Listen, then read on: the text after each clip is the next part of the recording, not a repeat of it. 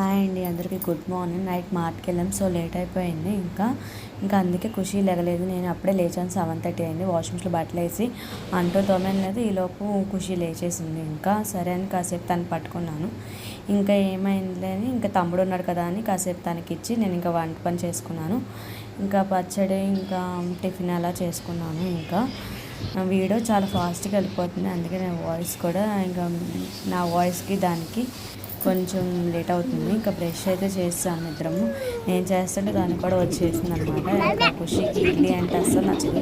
చూడండి ఎక్స్ప్రెషన్ ఎలా ఇస్తుందో. ఇంకా గుడు గుడు గుండేది ఖుషి గుండు గుండు చిన్ని గుండు తనతో ఉంటే అసలు టైం ఏం తెలియదు నాకైతే. ఇంకా సరే అని ఇంకా రెడీ అయిపోయిన ఇద్దరము.